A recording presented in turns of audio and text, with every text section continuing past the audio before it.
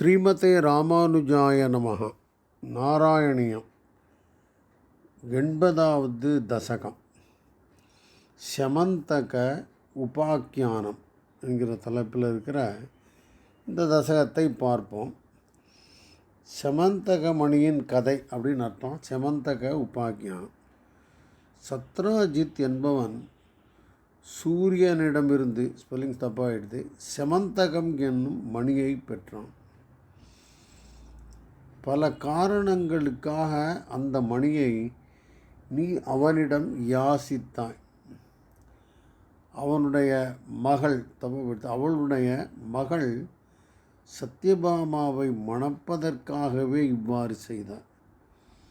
சமந்தகம் என்கிற மணியை சத்ராஜித் என்கிற ராஜா சூரியனிடமிருந்து தவம் பெற்றான்.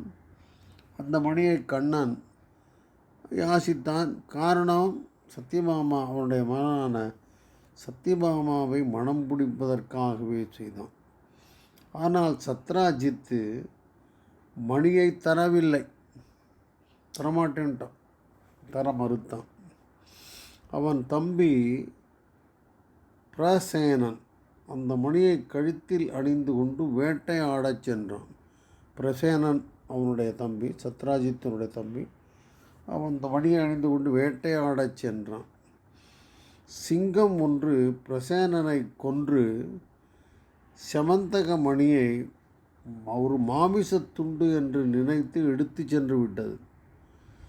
பிரசேனன் மணியை அணிந்து கொண்டு வேட்டையாடச் சென்றான். அங்கே ஒரு சிங்கம் அவனை கொன்று விட்டது. கழுத்தில் இருந்த சமந்தக மணியை ஒரு மாமிசத்துண்டு என்று எடுத்து சென்று விட்டது. வானரங்களின் தலைவனான ஜாம்பவான் அந்த சிங்கத்தை கொன்று சமந்தகமணியை தன் குழந்தையிடம் கொடுத்தார். தன் குழந்தைங்கிறது நம்ம இங்கே ஜாம்பவதின்னு புரிஞ்சுக்கலாம். இந்த ஜாம்பவான் அந்த சிங்கத்தை கொன்றார். இந்த சிங்கம் ஒரு மணியோட சுற்றின்னு இருக்கேன்னு தோணியிருக்கு போல இருக்குது. அந்த சிங்கத்திடம் இருந்து அந்த மணியை பெற்று தன்னுடைய குழந்தையிடம் கொடுத்தார். இப்போது இந்த சமந்தக மணியை நீதான் திருடி எடுத்து கொண்டு விட்டாய் என்று சத்ராஜித் தன்னுடைய நாட்டு மக்களுக்கு சொன்னான். தன்னுடைய மணி திருண்டு காணோம்.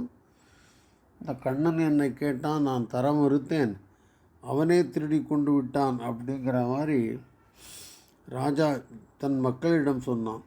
உயர்ந்த பண்புகள் கொண்டவர்களின் சிறு பிழையையும் மக்கள் பெரிதுபடுத்தி பேசுவது வழக்கம்.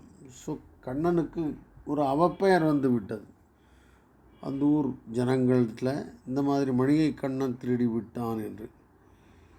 அதனால் இப்போ கண்ணனுக்கு ஒரு பொறுப்பு வந்துடுத்து, அந்த மணி எங்கே போச்சுன்னு கண்டுபிடிக்கிறது. ஸோ சமந்தகத்தை தேடி நீ புறப்பட்டாள். பிரசேனனும் ஒரு சிங்கமும் இறந்து கிடப்பதை பார்த்து நீ என்ன நடந்திருக்கும் என்று புரிந்து கொண்டாய். ஸோ மணியை தேடி கண்ணன் வருகிறான். அப்போது இந்த பிரசேனனும் சிங்கம் இறந்து கிடப்பதை பார்த்து என்ன நடந்திருக்கும் என்று யூகித்தாய். ஜாம்பவானின் இருப்பிடமான ஒரு குகையை அடைந்தாய். வயதில் முதிர்ந்த ஜாம்பவான் உன்னை ஹரி என்று உணராது, இன்னும் கிருஷ்ணனை அவர் புரிஞ்சுக்கலை அவன் யார் என்று உணராது ஜெய் ஸ்ரீராம் என்று சொல்லிக்கொண்டே நீண்ட நேரம் உன்னோடு மல்யுத்தம் செய்தார். இந்த ஸ்லோகத்தில் நம்ம புரிஞ்சுக்கிறது என்னென்னா, கண்ணன் அடி வாங்கி கொண்டான். அவன் முஷ்டினால் அவனை நிறைய தரம் குத்துறார். எப்பயும் ஒவ்வொரு தரம் சொல்கிற போது ஜெய் ஸ்ரீராம் அப்படின்னு சொல்லிட்டு விட்டார். என்ன, அவன் ராமனுடைய பக்தர். உன்னுடைய உண்மை ஸ்வரூபம் அறிந்தவுடன் தெரிஞ்சு போயிடுது, இந்த கண்ணன் வேறு யாரும் இல்லை, ஹரிதான், போன அவதாரத்தில் ராமனாக அவதரித்தவன் தான் என்று தெரிந்தவுடன் சமந்தகமணியையும்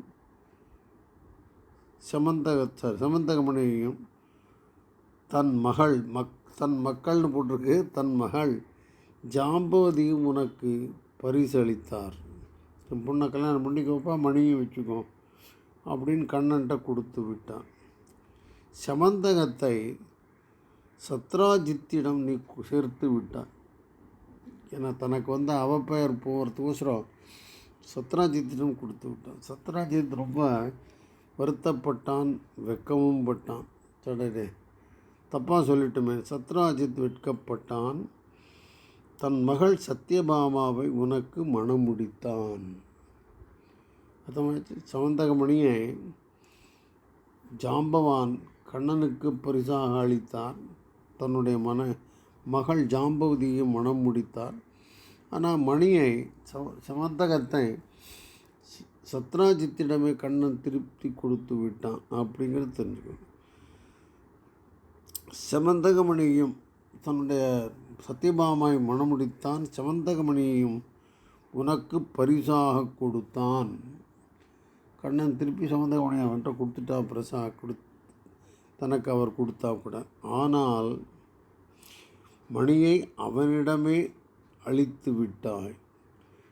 ஸோ இப்போ சமந்தகமணி அதனோட ஒரிஜினல் ஓனர் சத்ராஜித்திடம் இருக்குது. இப்போ சத்யபாமாவோடு மகிழ்ச்சியாக வாழத் தொடங்கினாய். சாதாரண வாழ்க்கை. ஸோ கற்பனை பண்ணிக்கோங்க, துவாரகையில் அரக்கு மாளிகையில், தப்பை போட்டு அரைக்குன்னு போட்டிருக்கு, அரக்கு மாளிகையில் பாண்டவர்கள் எரித்து கொல்லப்பட்டதாக கேள்விப்பட்டு நீ அஸ்தினாபுரம் சென்றாய். ஆச்சா. சததனு, சததன்வா அப்படின்னு சொல்கிறது கூட வழக்கம். என்கிற ஒருவனை அக்ரூரர், கிருதவர்மா ஆகியோரின் கூற்றினால் சத்ராஜித்தை கொன்று சமந்தகமணியை கவர்ந்து கொண்டான்.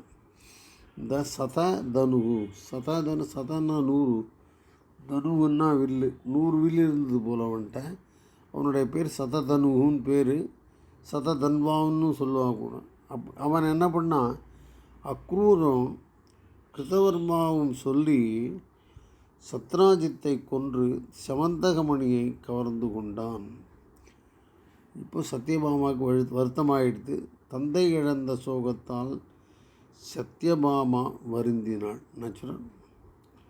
இப்போ என்னாச்சு பாருங்க. சததனுவை கொன்று நீ அவளுக்கு ஆறுதல் சொன்னாய். உங்கள் அப்பாவை கொன்னவனை நான் கொன்று விட்டேன் அப்படின்னு சொல்லி சததனுவை கொன்று ஆறுதல் சொன்னான். இது ஒரு இப்போ இன்னொரு கதை. பலராமன் மிதிலாபுரம் சென்று துரியோதனனுக்கு கதை யுத்தத்தில் பயிற்சி அளித்தான். பலராமன் மிதிலாபுரத்தில் போய் துரியோதனனுக்கு கதை யுத்தம் பண்ணும் பயிற்சி அளித்தான். சமந்தகம் அக்ரூரிடம் நீ சேர்ப்பித்தாய். சமந்தகமணியை, ஏன்னா சமந்தகமணி இப்போ கண்ணன்ட்ட தான் இருக்குது. அந்த சததனுவை கொன்னதுனால அந்த மணியை நீ அக்ரூரரிடம் சேர்ப்பித்தான்.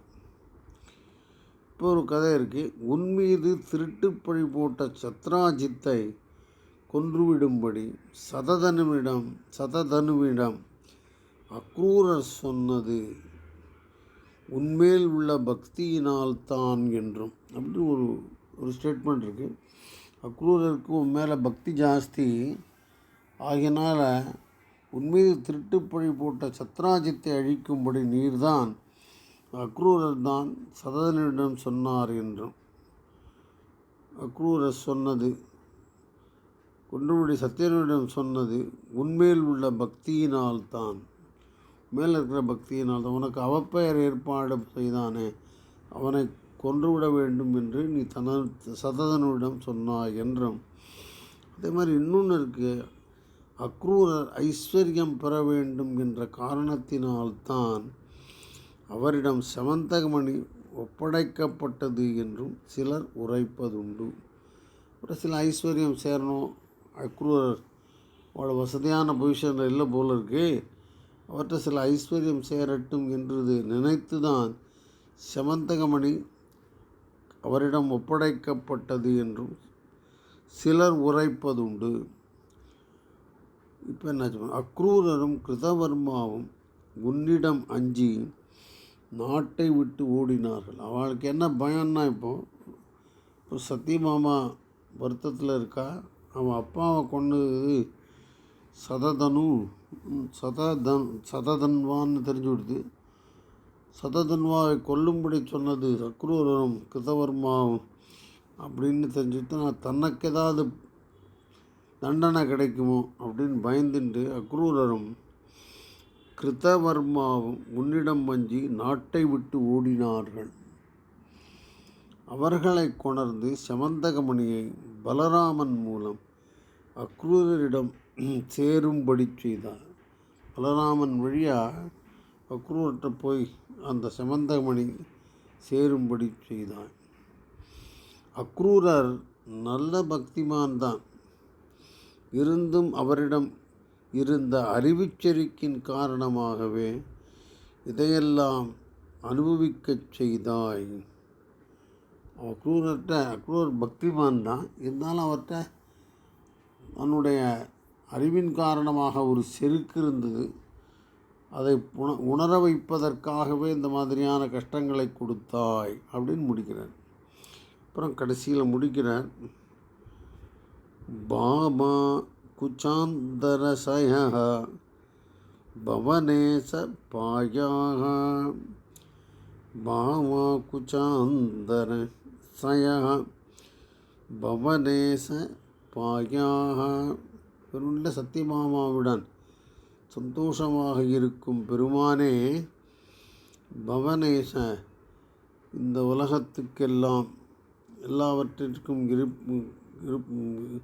எல்லாவற்றிற்கும் பவனேச இந்த உலகுக்கே ஈசனே, பாயாக அடியோங்களை காத்தருள வேண்டும் அப்படின்னு முடிக்கிறார்.